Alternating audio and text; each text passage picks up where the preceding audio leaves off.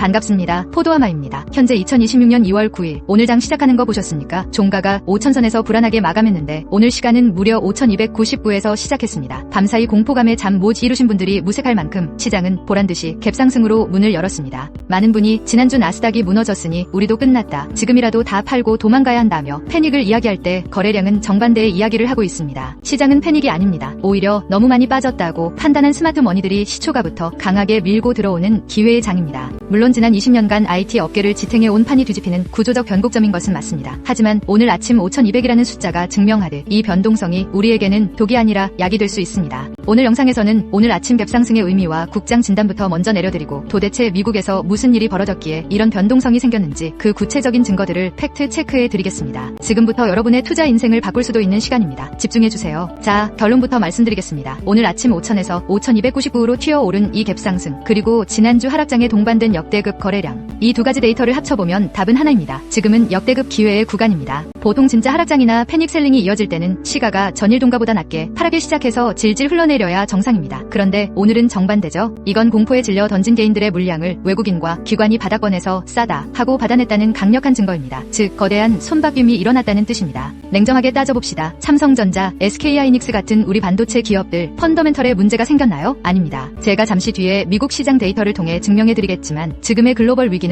소프트웨어 기업들의 비즈니스 모델 붕괴이지 이를 구동하는 하드웨어의 위기가 아닙니다. 오히려 AI가 고도화될수록 이를 감당할 고성능 메모리와 전력 설비의 수요는 폭발적으로 늘어날 수밖에 없습니다. 즉 오늘 아침의 갭상승은 시장이 소프트웨어는 위험하지만 하드웨어는 여전히 필요하다는 것을 깨닫고 이성을 되찾아가는 과정입니다. 전문가들은 현재 코스피의 PBR이 역사적 저점 밴드에 도달했다고 분석합니다. 지금 5,299을 보고 추격 매수하라는 말이 아닙니다. 적어도 공포에 질려 헐값에 던질 자리는 절대 아니라는 것을 숫자가 말해주고 있다는 겁니다. 그렇다면 여러분은 의심이 드실 겁니다. 포도아마님, 진짜 소프트웨어만 망하고 하드웨어는 괜찮다는 근거가 뭡니까? 지금부터 그 명확한 증거를 미국 실리콘밸리 현지 상황과 데이터를 통해 보여드리겠습니다. 이 내용을 아셔야 이 변동성 장세에서 흔들리지 않고 버틸 수 있습니다. 우리 시장이 왜 지난주에 억울하게 맞았는지 알기 위해선 진원지인 미국 나스닥 상황을 정확히 알아야 합니다. 지금 나스닥을 강타한 불안감의 핵심은 천문학적인 돈을 썼는데 회수가 안 된다는 겁니다. 빅테크 기업들은 지난 2년간 엔비디아의 GPU를 사 모으고 데이터 센터를 짓는데 수백조 원을 쏟아부었습니다. 하지만 2026년 2월 현재 그 막대한 투자금을 회수할 만큼의 돈이 벌리고 있을까요? 월가의 대답은 아직 멀었다입니다. 기업 현장에서는 AI 도입을 검토만 할 뿐 실제 전사적으로 지갑을 여는 속도는 예상보다 훨씬 더딥니다. 왜일까요? 바로 할루시네이션과 보안 이슈 때문입니다. 기업 CIO들 입장에서 핵심 데이터를 줬다가 유출되거나 AI가 엉뚱한 결정을 내릴까 봐 투자를 망설이는 엔터프라이즈 채택의 절벽에 부딪힌 겁니다. 결국 돈은 썼는데 이익은 없다는 이 불안감이 나스닥 조정의 방아쇠를 당겼고 그 여파가 우리 증시까지 덮친 것입니다. 하지만 여기서 중요한 포인트는 기업들이 AI 투자를 멈춘 게 아니라 검증하고 있다는 점입니다. 투자는 계속됩니다. 여기서 시장에 결정타를 날린 사건이 터집니다. 바로 2월 5일 엔스로픽과 오픈AI의 신제품 출시 이후 벌어진 일입니다. 특히 이번에는 단순한 코딩을 넘어 전문직의 영역인 법률 시장이